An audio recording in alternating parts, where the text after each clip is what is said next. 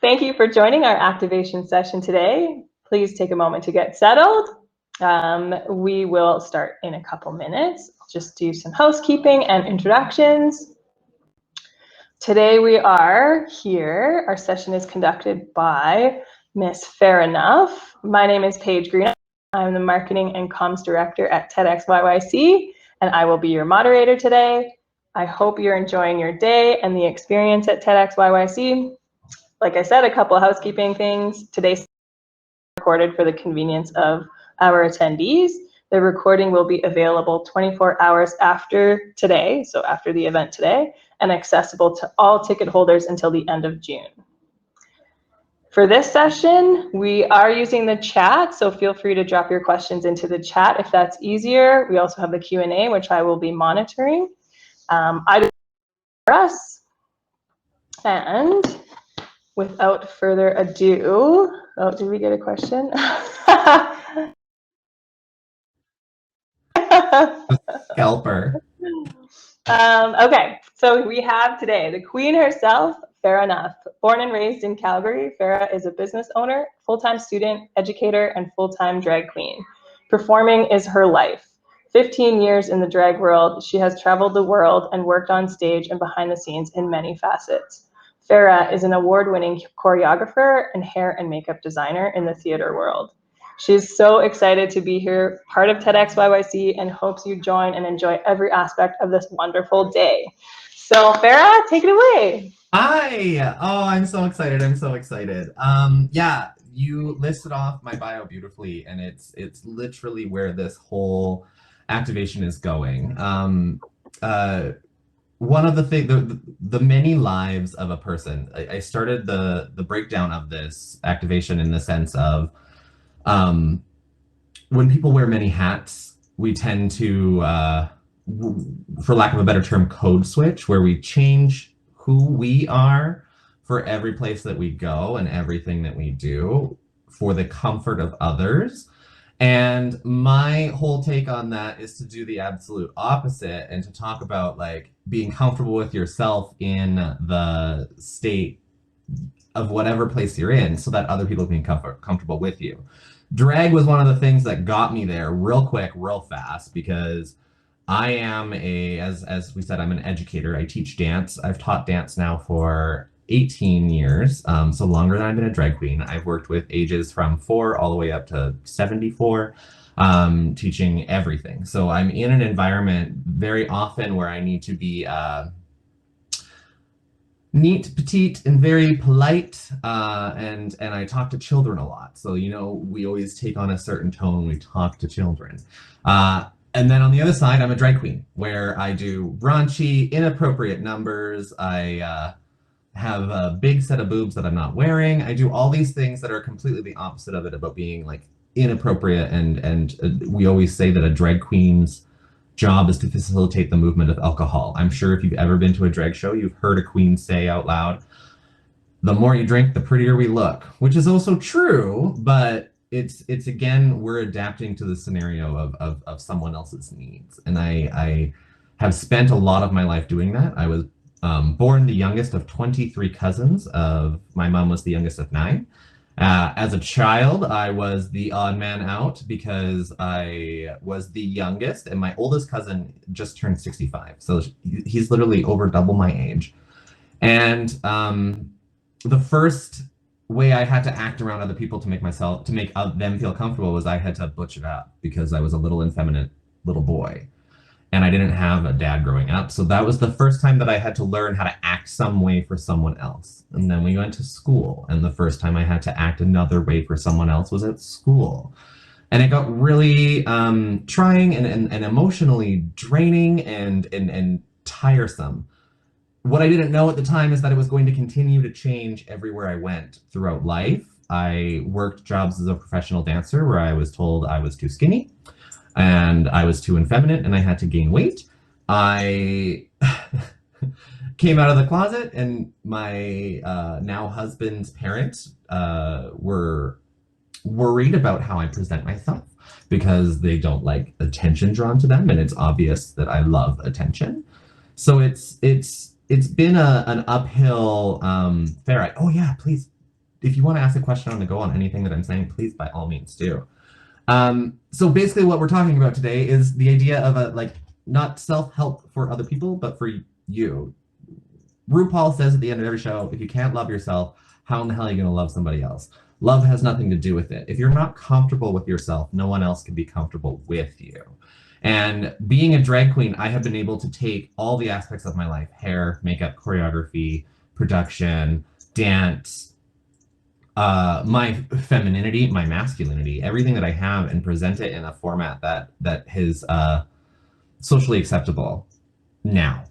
When I started drag, we weren't as socially acceptable, and it was quite obnoxious as people didn't want to date us. It was hard for us to have a romantic relationship because drag queens were seen as people that of the like ladies of the night, and the drag was unattractive. And we're in this world now where drag has been brought to the forefront because of great shows like Dragula. Eric Mickelson just did a podcast about dating as a drag queen, and it's really interesting because we are now and forever have been the leaders of the community, but having a love life until recently has been really hard.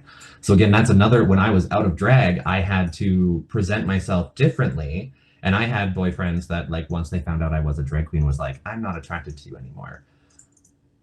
Ages ago, but that was another scenario. So recently, me and Eric Mickelson, who's in the chat, we started a company called HireHeels, where we originally planned to produce big drag shows and sell drag shows to corporate gigs and do the things that would take us from the nightclub scene into a more public eye. Then COVID happened, and we were forced to curve and pivot to keep the company alive and keep us sane and on stage. Paige said it in my bio, performing is my life. I love performing. Farrah pivot Nuff. That is very true, Eric. That is, I pivot all the time. And that's, I love that. yeah, that's why we're here. This is what we're talking about, is the idea of like, I don't need to change who I am to make that pivot. And that's the thing that took me so long to realize. I used to get, when we started the company, I was very defensive of the company and very protective of it. It was our baby. It was very important to me.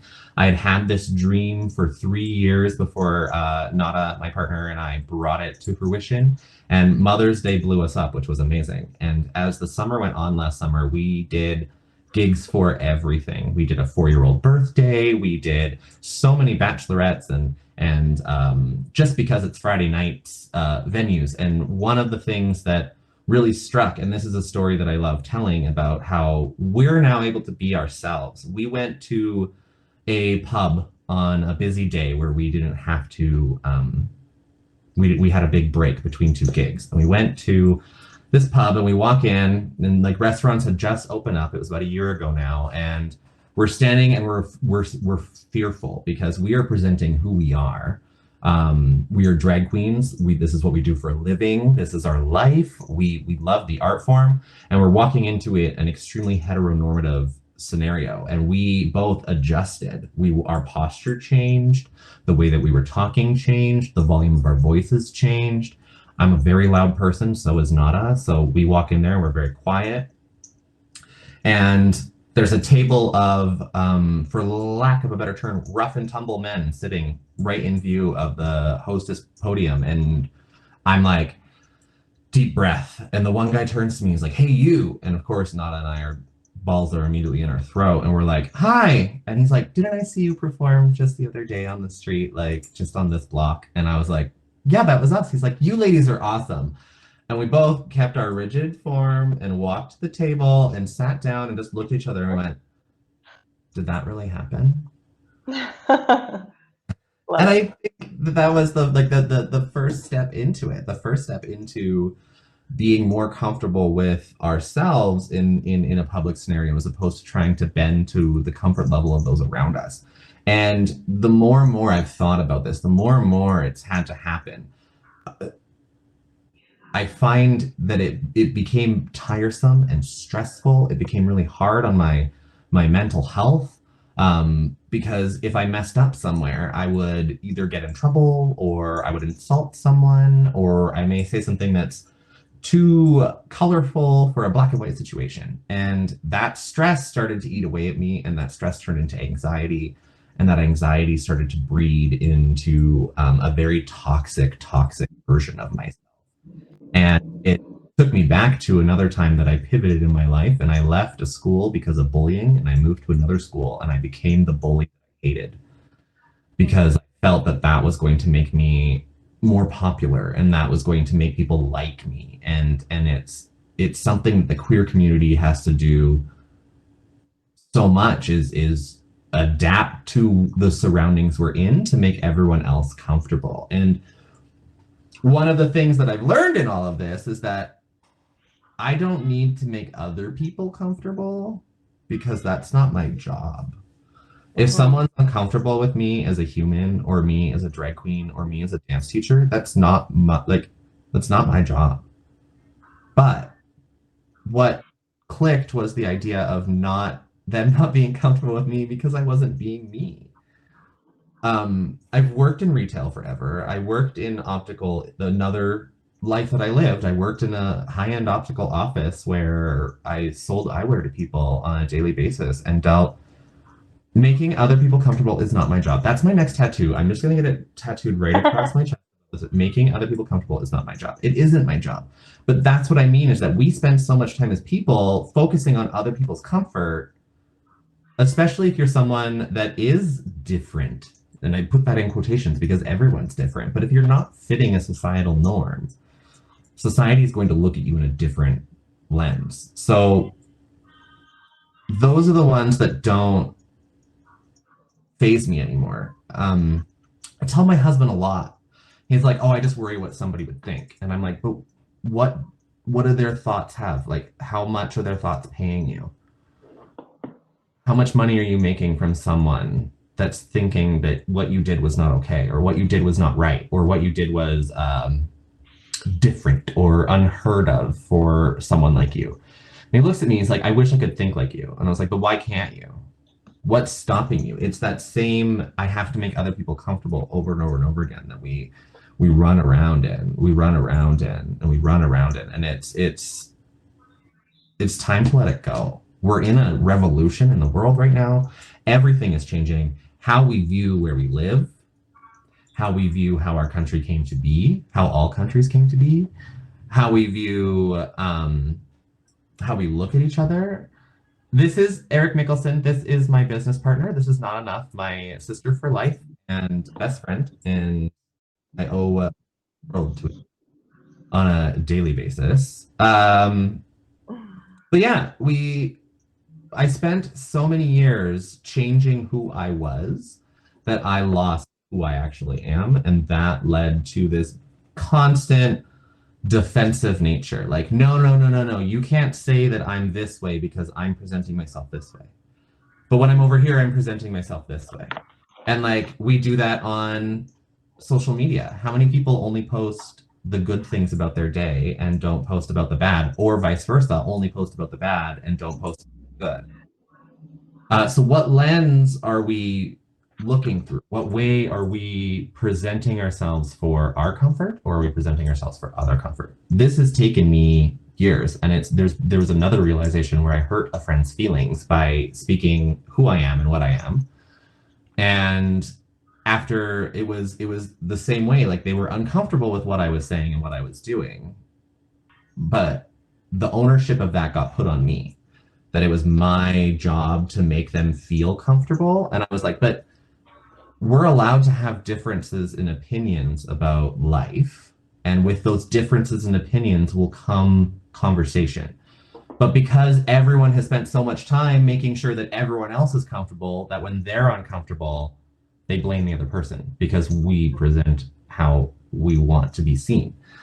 So I had a big, long conversation with this human, and they are such a lovely human. We met online in a really interesting way, and now we're friends, and we talk every day, and she's in love with my dog, and I send pictures of her to my dog, or pictures of my dog to her all the time, and videos. He does something cute, I don't post it online, I just send it directly to her. I'm like, look at how cute he is.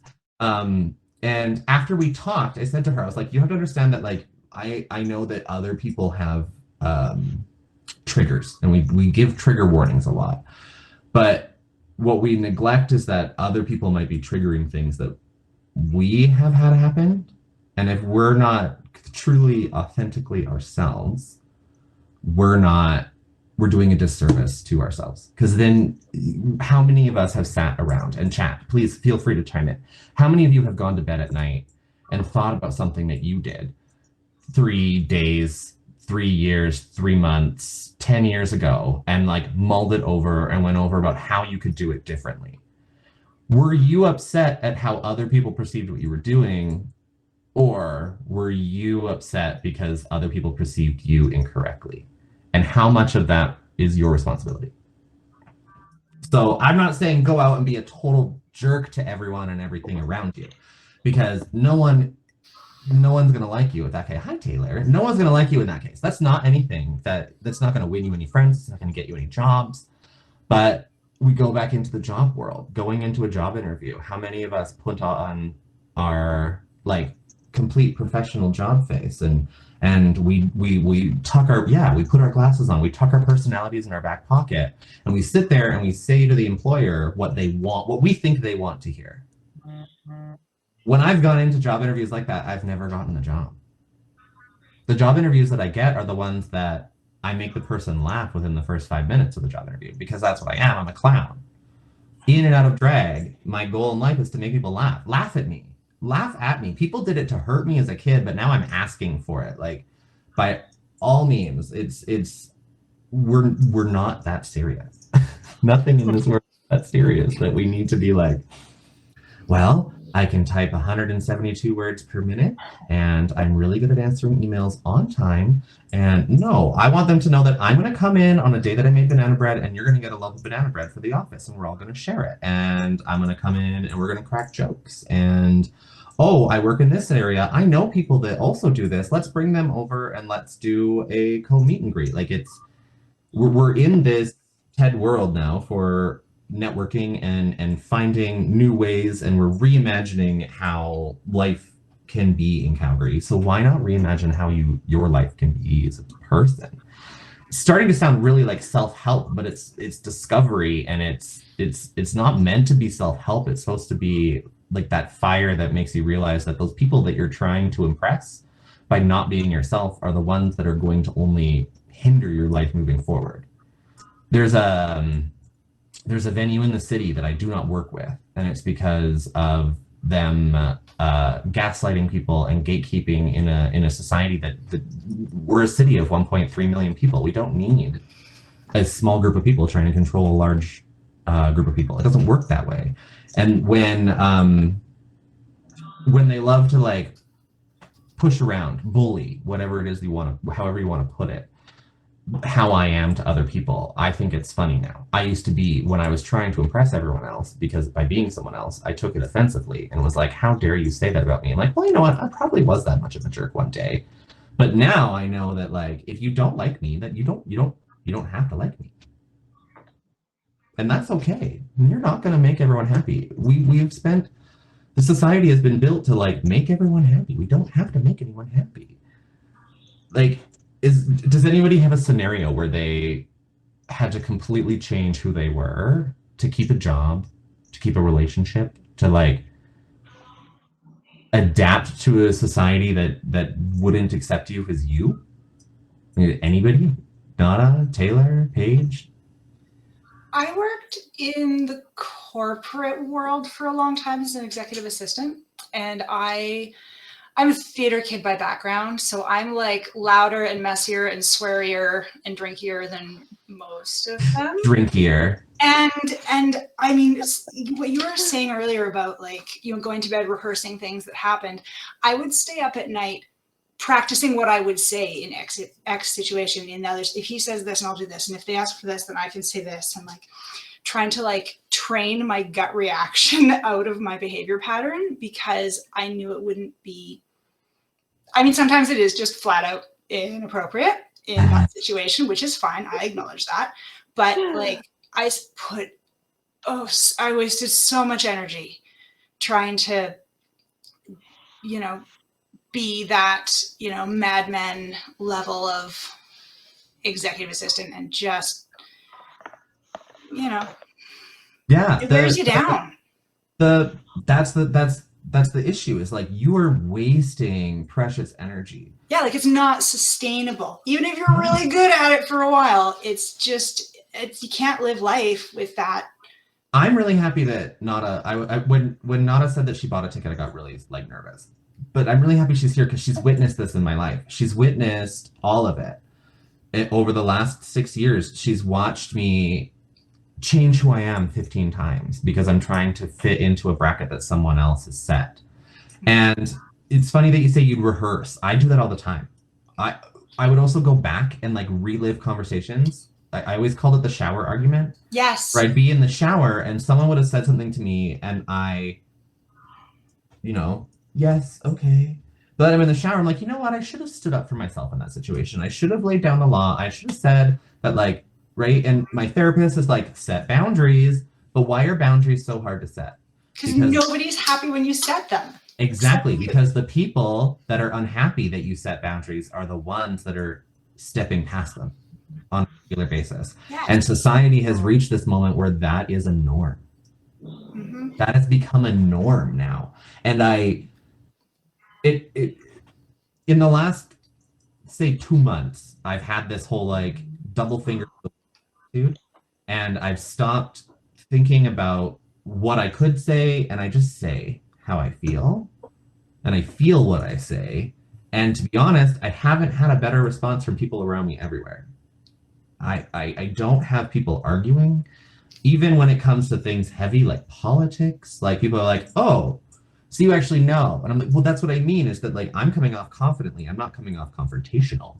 I'm not coming off meek or timid or shy. I'm coming off as a human being that has my own beliefs. And we see so much in life that beliefs are forced and pushed and shoved. And then we see that also like counter when people are like, oh, the queer community is pushing everything down our throats. And I'm like, I literally watch people make out in every movie.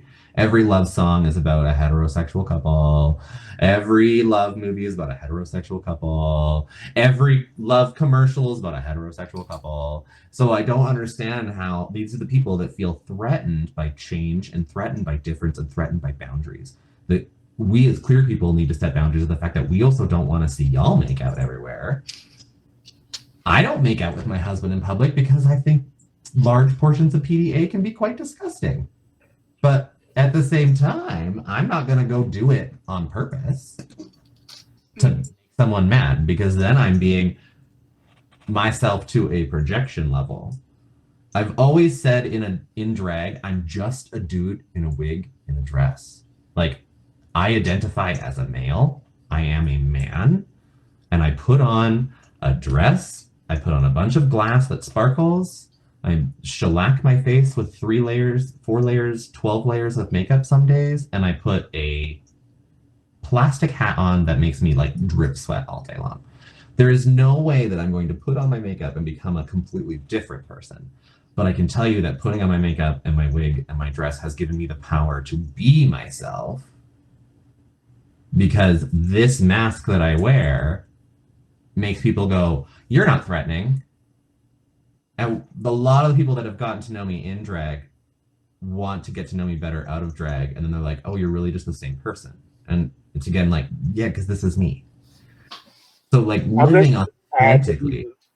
I just want to add really quick to your point, Farrah, about that. And it's something, not that I want to glorify RuPaul, but something that RuPaul often says is that the energy and the power that you have when you're in drag is also available to you out of drag. So I've witnessed for the both of us, for as long as we've been friends and doing drag together, we had this huge confidence when we did have all this on, but then when we were out of drag, not that we weren't confident, but we were code switching. We were switching our personalities to make other people comfortable.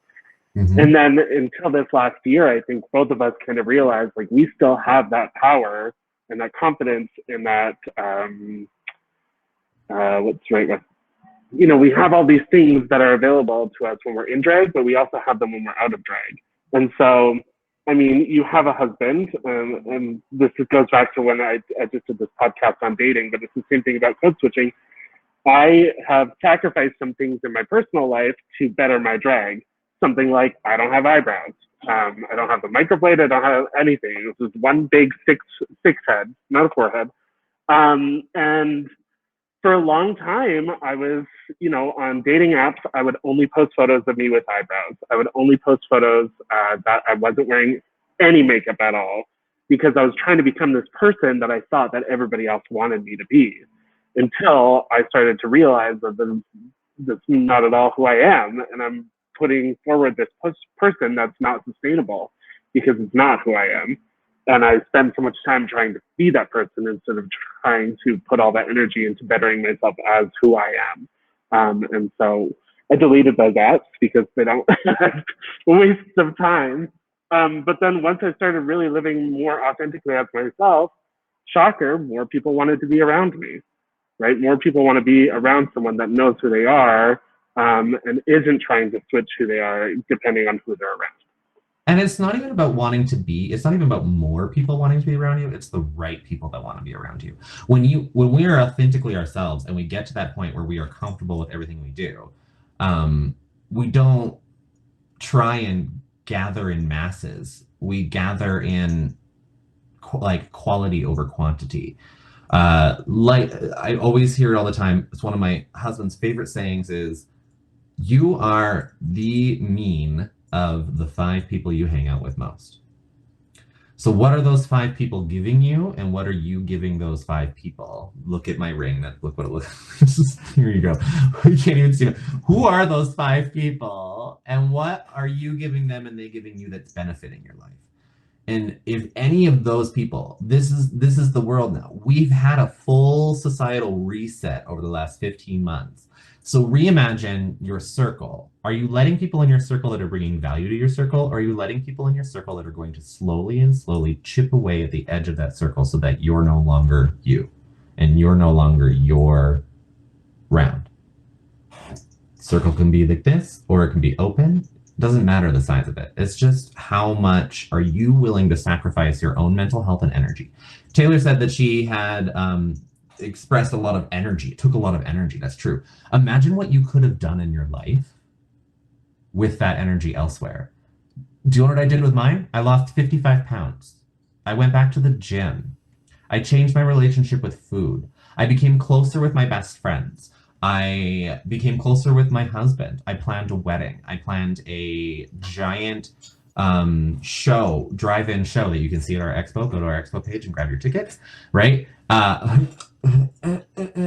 Right? I've planned that. I planned a national digital performance for Bell Media, doing their Pride gigs for every city across Canada. Like, this is everything I've done over the last 2 months, by not the 55 pounds, that was a year, but by redirecting energy that I was spending trying to make other people feel comfortable, have not only made me feel more emotionally comfortable, but physically comfortable, financially comfortable. All of that work and all of that drive and all of that pressure that we put on ourselves to be someone else for someone else, when we apply it to ourselves, can take us everywhere. Anywhere you want to go. Awesome. So we are at the time warning, 5 more minutes, but we do have a couple questions. Yes. If you want. Yeah. Please. So, yeah. I blasted through that. I hope I wasn't speaking too fast. I was really excited. No, I think that was great. I think very impactful for sure. I grew up in a small town, and I was like one of 3 ethnic families. So relatable for sure, and not being able to be yourself, or realizing that people don't understand my culture or who I am or what I am. So that somebody might be different from what they have experienced. Yes. Yeah, exactly. Or problem. Yeah. So we do. Do you find many hangups are due to cultural immaturity or generational inflexibility? Ooh.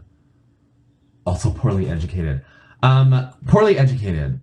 That's the one thing that is that stands out a lot, because the world of comparison is the reason why we do this. Is because we're comparing ourselves to the people that we're talking to, and we're trying to see how they want to view it. So I do find a lot of the hangups are cultural maturity. We are reaching a level of like a new age. There's a new age starting. I took a course at university called The Road to Modernity, and modernity is the era that we're in right now. And that era is coming to an end because there's such a huge cultural shift. We are eradicating and working to eradicate things like racism and to make up for the things that people have done wrong for so many years. And we have been force fed, I will say, these beliefs and these pressures so much culturally. Like, I didn't know that certain words were bad words until I got in trouble and it suspended for saying them at school, especially racially, because I grew up in a very redneck blue collar family. Like, we were very much like, my uncles are Trump supporters. Right? You don't want to say that. So I do think that education has a lot to do with it. And we talk about things like the vaccine. The vaccine aligns, the vaccine percentages align with the percentages of higher education. The vaccine in the States aligns with those that have better education. Like, the map's overlaid. There's a special data term for it that I should have remembered from my data course from university, but I didn't. So about how things coincide, they have nothing to do with each other, but they have everything to do with each other at the same time. It's like a butterfly effect for data. That's exactly what the educational thing is. So I do think a lot of the hangups are just from people not willing to learn that what they were taught was wrong, because being wrong has always been viewed as negative in society. But it's not being wrong in the sense of you're wrong, you're bad. We need to take that wrong and turn it into an education for that person. But because we spend our lives defending ourselves constantly, what we believe gets challenged, the defensive nature kicks in, and there's no time for education. And that's exactly what I had happen with my friend, is that what I had said upset her because she only viewed it from one viewpoint. And I was like, yeah, but you have to view it from both viewpoints. Seeing both sides of the coin is hard, and sometimes realize there's a head on the other side when they're looking at tails. Just going to say really quick, I think also, I mean, it ties into what we're dealing with in Canada now with truth and reconciliation. It's two things. It's not the same thing. Right now we have to deal with the truth, and the truth is, you know, our ancestors and people that built this country did horrible things, and that's the truth. And so we're at the point where we have to accept the truth before we get to the part where we can reconcile and make things better. And I think it fits into the way we, you know, conduct ourselves. Not everybody is always going to think the same. Sarah and I did a piece with Global News a few years ago about pride, and something I said was, you know, not everybody is going to have the same story, and sometimes you just have to accept the fact that, you know, my story is much different than your story, and that's okay. And sometimes I don't have to respond or have a rebuttal. Sometimes you just have to sit and listen and accept that, you know, things are different for different people, and that's okay. Yeah. How? So we have a follow-up question. Young people from an education position. This is one of those things that's going to take time.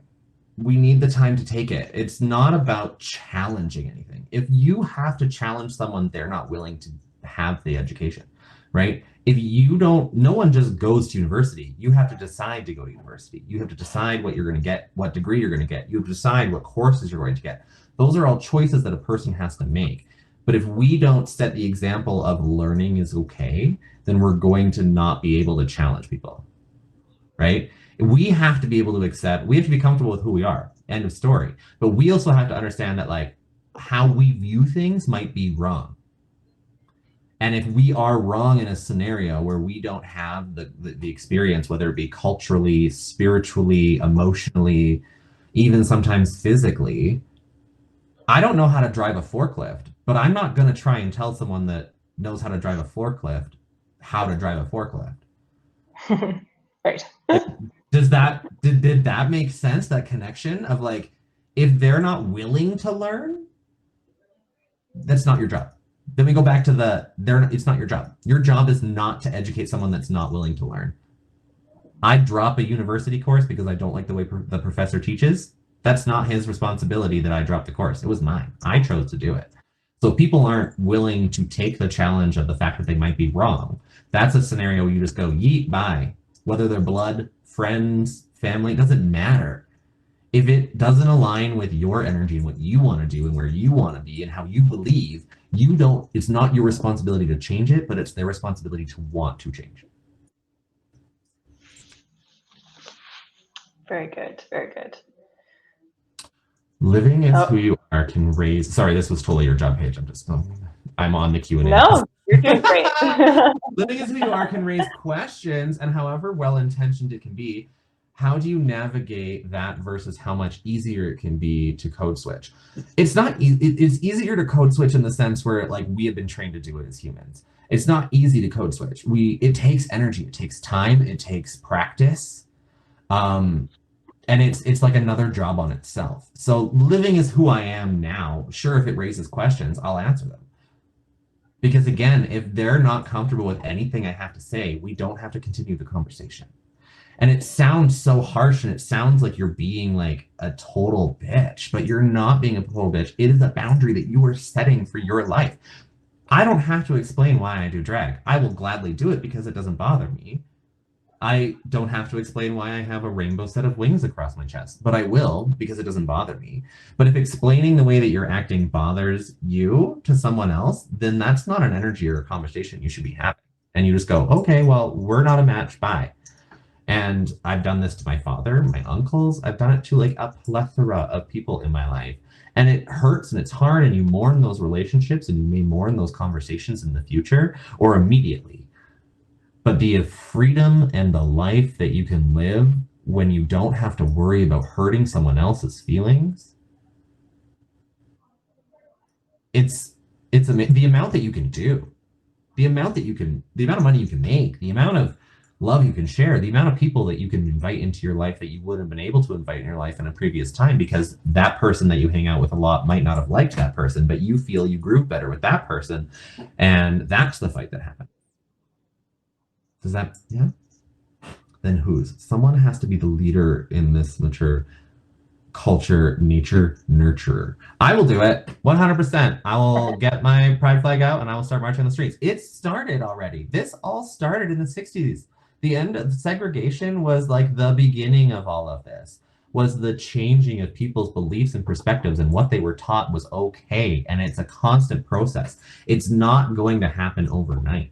None of this is going to happen overnight. It's not until the people that are not willing to change can change will we have a safer. The leading happened with the Stonewall riot, Martin Luther King. You can go through the list of and like I think right now, to be honest, and as much as you know they can be problematic, they are an icon and a star and a legend. But RuPaul is currently doing that. RuPaul has changed the way that queer people and drag performers are viewed around the world dramatically. I have performed in some of the most culturally bigoted neighborhoods in Calgary and have been welcomed with open arms. The story that I told about walking into the restaurant and like the big burly biker men with their triple lifted trucks with the nut sacks hanging off the back turn and look at me and my drag sister in full drag and go, weren't you just performing down the street? You guys were wonderful. You girls are lovely, right? And immediately they gave us the feminine, you're going to face issues in this world of trying to be your comfortable self, but until you can be your comfortable self, like you're going to be exhausted trying to be like, love me, love me, love me, instead of like, I'm gonna just love me. I don't like using the word love either because there's a lot of people that can be comfortable with themselves and they don't love themselves, and that's totally okay and that's totally fine in life. We don't have to be any way that other people expect us to be. That's the motto. That's the end of the story. And stop thinking that we have to. And it's going to take time. It's going to take work. I'm still working on it too. It's not. There's no end to the story. There's no finish line. So we can't just change it overnight. It's not going to change overnight. We have to educate those that are willing to be educated, and we have to cut off those that aren't willing to be educated. The world is extremely separated now, and that separation has to grow in order for us to come back around back to the center. You're so right. Yeah. It's going to change, and then it's going to change again too. And it's going to change again, and it's going to change again too. And it just is going to keep changing, little piece at a time. It's like an onion. There's layers. Someone once Right. said to me that progress is like a pendulum that swings, right? So it's always swinging back and forward. So sometimes you make a ton of progress, but then sometimes you go back. But as the pendulum swings, it's starting to move forward on the track, right? So every time it swings forward, it's pushing everyone a little bit farther. We're going to go back. I mean, look what's happening in Alberta. We're going to go back a little bit, but then, you know, it'll go back the same way as long as you continue to be yourself and stand up for the things that you believe in, I think. Paula Abdul said it best. We take 2 steps forward, we take 2 steps back. Yes. Love that. Okay, I have a question. I have an answer. Yes. How would you reimagine YYC? How would I reimagine YYC? Ooh, do we have another like 45 minutes? It's fine. We have 8 minutes. 8 minutes. Okay, I'll make it quick because I know there's other questions that you want to ask too. So I would just say the best way to reimagine YYC is we have to like yeet out all the old world conservatives. Right? We don't have, how would I reimagine YYC? I'd eradicate oil and gas dependencies. And like, that's harsh and that's big and that's deep and that's a big thing. But like, we are not where we were in the early 90s post 1987 recession or 1982 recession, whatever it was.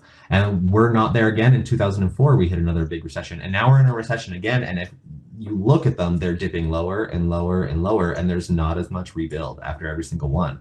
So I would say the best way to reimagine YYC is we need to reimagine how we are bringing money into this city and into this province. And I think right now the way that we need to do that is the arts, because the arts are taking off and bigger. We have so many TV shows that are filmed here, movies that are filmed here. If I had the power in this city, I would knock down the Saddle Dome and I would build a massive theater like the Jubilee that belonged to the city as opposed to the province, so that we had some place that larger productions could come, that larger concerts could come, right? If we spent half of what we spent on sports and oil and gas in the city on the arts could probably be bigger than the sports in the city.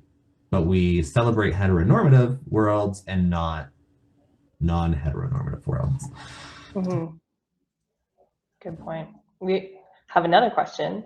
Patricia was raised in Toronto. Surprised to see Pride Parade happening in September. Is she the only one that thinks it's fear of nudity? Would love to have it in Calgary in June. So Pride in Calgary started in 1997 with Mayor Al Doer saying, yes, you can have a Pride Parade. 1998, he canceled Pride because he had a backlash from the conservative side of the city. This city is historically conservative. When I describe to my drag friends in the world, I live in the Texas of Canada. We just don't have guns. Like, that's the best way I describe it. So we do have, it's been in September long weekend since then. It's always been, I don't know why. I don't know why that was the weekend choice. I would also love to have it. Enjoy it. It's fear of nudity. It has nothing to do with nudity. It really doesn't. You're going to see nudity at any Pride. I do find this is where I'm gonna like, you know, maybe poke some buttons, but there is no difference from a gay man walking down the street in booty shorts and a harness. There's no difference between that and a row of men with some other guy's name painted across their chest at a football game. So good point. It has nothing to do with nudity. It has to do with when the first Pride was planned. But like, if there's going to be nudity at Pride, I've never seen a streaker at a Pride, but I've seen a streaker at 3 Stampeders games in my life. Yeah. At Pride, I'm not yelling at else because they're a different kind of gay, but I've seen full fights at football games because of a different team. So the fear of things being out of the norm at Pride is the reason why we need to be authentically ourselves, so that we can just be our authentic selves, so that no one has to worry about it. Also, free the goddamn nipple. It's just a nipple. Let the titties out. Free the titty. Love that. I'd never heard that before, Patricia, so I love that. I'd never heard that it was a fear of nudity. That's a good one. I love that. I love that. I love that. Good question, for sure. All right, we have a couple more minutes, a couple more questions here. How did you come up with your name? So I started drag 15 years ago, and my drag mother gave me the name Pheromone. If you ever follow Drag Race, you'll learn that there's another drag queen that was on the show named Pheromone, and shortly after she was on the show, I became friends because I did a lot of jewelry work for her. And I said to her, I'm going to change my name. And she goes, no, you don't. You're the Canadian Pheromone. And I was like, no, I don't want to be Pheromone anymore, because I was getting death threats online about like, you have to change your name. That's her name. She's famous. You're not. Like, she had it first. And I would just kindly say to them, I started doing drag when I was 18 years old. She was 13. So let's just correct the age thing. I definitely had the name first, but she's famous and I'm not. So I compiled a list of names. Some of them were crass, some of them were funny, like Farrah Buck, she swallows. Farrah Nickel, she might. Farrah Dude, she's hot. Those were some of the contenders. Eric and I were in New York for DragCon, and I was being interviewed by the vegan drag queen on YouTube, eating a chicken quesadilla. It was delicious. And the drag queen goes, oh, so what's your name? And I had been like at the pivoting point where I was like, if someone asks me my name, I'm going to change it on the spot, and that's the name that it's going to be. And I went, it's Farrah Nuff. And all I heard from the booth was Nada go, it is now. And that was how Farrah Nuff to be. And I also wanted a name that was going to be on everyone's lips all the time. And now every single time when someone looks at you and goes, Farrah Nuff, you're going to think of this beautiful face. Love it. That's a good story. Farrah Nuff. All right, real quick, what brought the Nuff family together? Nada wanted to quit drag. She wanted to quit drag because she associated it with an ex-boyfriend, and she was moving back to Calgary and just felt like it wasn't a fit for her. And I turned to her and I looked at her, I was like, no, you're not quitting. You're just going to become a part of my family. And she's like, what do you mean? And I'm like, I want you to be my sister, be my drag sister, be Nada Nuff. And she goes, I love it. And that was the end of that.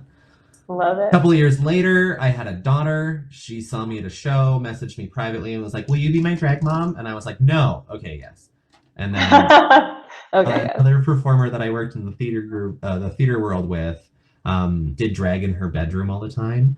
And I was like, well, why don't you have a drag name? She's like, well, I just paint as a girl and like take pictures. I'm like, but why don't you have a drag name? So that's how the Nuff clan, the Nuff family has come to be. Me and Nada are some weird sister mothers to two beautiful up and coming drag legends. And I was really nervous when we started the family, and now I'm so immensely proud when I talk to people on the other side of the country that are like, oh yeah, we've heard of the Nuff family. We know of you. We know of the Nuff family. And I'm like, good. Cute. Love it. We probably have like 30 more seconds, but thank you so much. Thank you to everybody who joined. Really appreciate you tuning in. Don't forget to hit up the expo. HireHeels is there. Can connect further. I also dropped in some contact information for Farrah if you want. And yeah, thank you so much for really awesome. I loved connecting with you. Love you so much. You look amazing. Thank you. Thank you so much for moderating. It means so much to me. This experience has been amazing. And I will see everyone in about an hour. No. Yes. After party or after show. Tune in as well. Wonderful. Thank you, everyone. Enjoy the rest of the day. Bye. Bye.